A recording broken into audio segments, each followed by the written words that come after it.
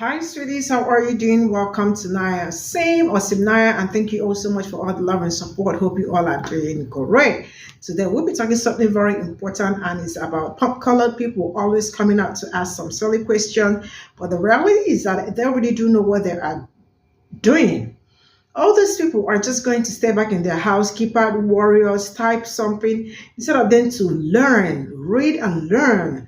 Google, you have it, internet free. They actually came out to say that they have never seen a colored person shoplifting. They are actually trying to, how they try to stereotype black people or profile black people for no reason. And the young man actually came out with a lot of proof that, a palm colored woman is like the mother of California, the highest worldwide, and all that coming from them. And they are here trying to tell us that they have never seen a palm colored person shoplifted. Just look at the lies these people tell, broad daylight. And also, the other one actually came out to say that, owning slaves wasn't about white supremacy, right? It was about the rich privilege, not white privilege, right? And it is amazing how these people are so quick to deny their white privilege, or they just do not want to talk about it because they do not see it, or they just know and probably not want to accept it. But when you call them and ask them if they are going to give up their skin color just for a minute or a second, and then that is where the problem comes. You know what? Let's get into this. I've never seen a white person in shoplifting videos. I've got you. This blonde-haired felon is the grand wizard of shoplifting. Not only that, the media has labeled her a queen pin. What a soft term. Or the California mom. Even roaches have kids. The irony of police sirens going off is crazy right now. Woman paid between 8 and 12 women of color, provided lists of stores for them to steal from, and items across 21 counties in California. She basically had all these people steal from Ulta, bring her the items, she would pay them, and then she would turn that money. And not only was it like small, oh yeah, let's make $8 million in profit she was able to generate. She faces over 140 felony charges, including conspiracy to commit organized retail theft, grand theft, and receipt of stolen property. If shoplifting had 3 older brothers, those would be it. Which truly makes me wonder, why is our focus on things like shoplifting or petty theft, or why don't we hear about things like white-collar crime, where they're stealing millions of dollars? Why are we concerned with these small potatoes? I had time today, so here's a bonus for you. According to the FBI's website, for 2019, which is the most recent year the data is currently available, what percentage do you think of stolen property crimes belongs to Caucasian people? Take a second, just write the number, I'll wait. You ready? 61%.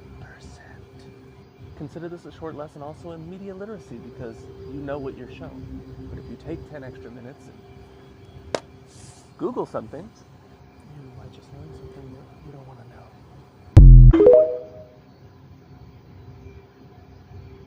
Owning slaves wasn't about white supremacy, but was instead about the rich. Rich privilege, not white privilege.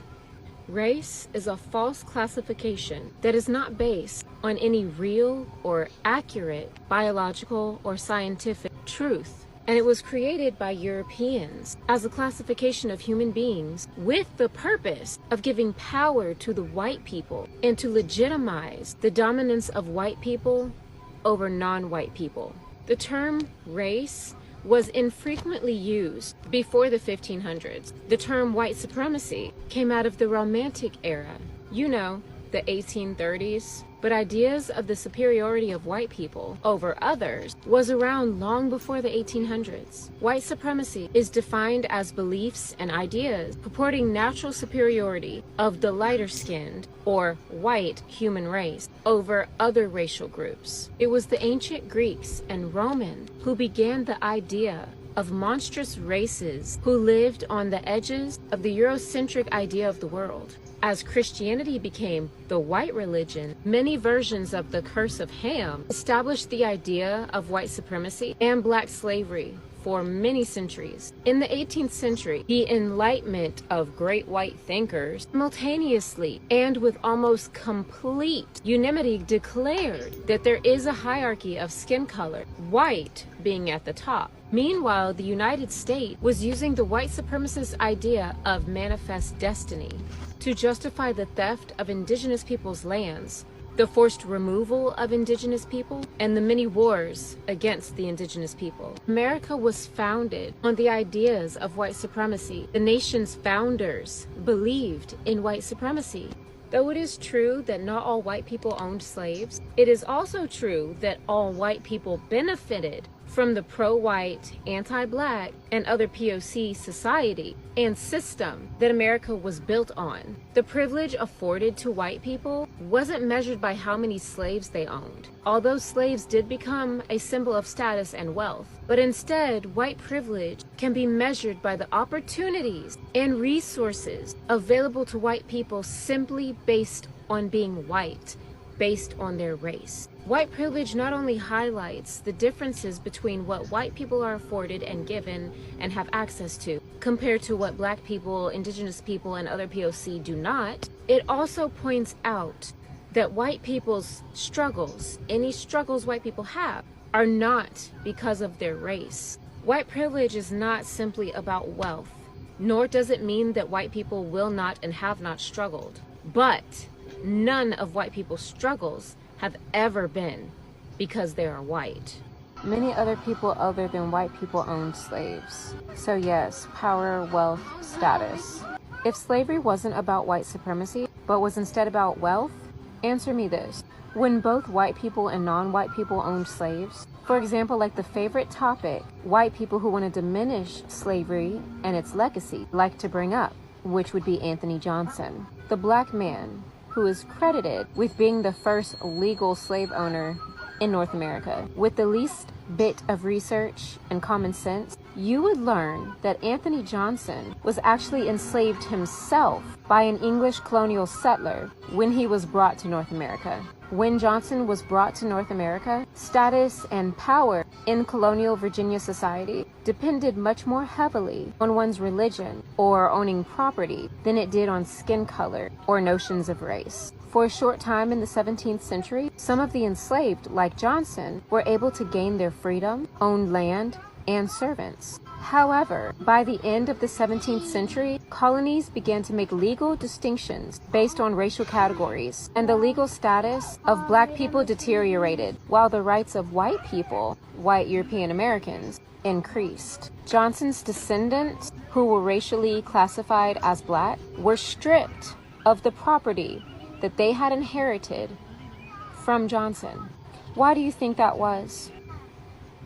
The beginning of the 18th century established a system of slavery where enslavement was lifelong, hereditary, and based solely on race, justified by the human hierarchy of white supremacy. It was the ideas of white supremacy that justified the genocides and forced removals of indigenous people. It was ideas of white supremacy that justified the theft and enslavement of African peoples. It was the ideas of white supremacy that convinced societies globally that darker skin and Afrocentric features are synonymous with inferiority and evil. Ideas of white supremacy is what has anti-blackness and anti-indigeneity ever present in our society and in every institution in America. To deny this is to blatantly deny history and fact.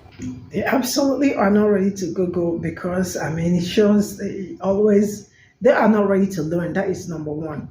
The fact that they come out asking petty questions and all that, and most times when they ask some questions, you know what they meant by that. It's actually they are trying to profile black people, or probably like the stereotype will always hear. And you can imagine a pop-colored person saying that he has never seen a white person in shoplifting, you know? And is this really supposed to be something we should be talking about? Number one is that they actually have the phone that phone they are holding, those keypad warriors, the phone that they are supposed to use to Google something very, very vital that will help their life. They would rather ask stupid questions, right? Because they really want to, try to make sense or tell this man, because this man actually has been on this race thing, trying to tell colored people that they are always pointing fingers at black people when there are the real problems and all that. So he has really been giving it to them. So they always look for a way to ask some silly questions, because they probably were expecting him to say that, yeah, you all know it's people that look like me that do shoplifting and all that. But you heard what they everything said. And if this were to be someone like me that is doing this, or like is the biggest California mommy or something like that, what do you think will happen? And knowing that it's like 61%, them colored people out of 100%, that tells a lot. And also looking at what this man asked, this one is the owning slave wasn't about white supremacy. It was about the rich, right? Rich privilege, not white privilege. We are talking about whether rich privilege or white privilege. We all got that white privilege, because all of you, whether it was the rich ones that owned the slave, it's all still this very moment, it is still benefiting every one of you. All the things the slaves did, all they built and all that, you all are the ones benefiting out of it. That's why all of a sudden you all came up to tell us that slavery benefited the slaves and all and the rest of it.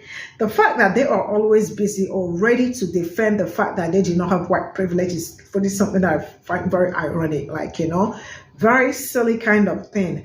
And when you tell them, can you give up that your color just for a minute or 2 minutes, and then you hear something like, no, I cannot, or they start staring at you and all that. That your skin color alone, it's just like you are more, the skin color alone, you are immune, and they still do not want to accept that fact.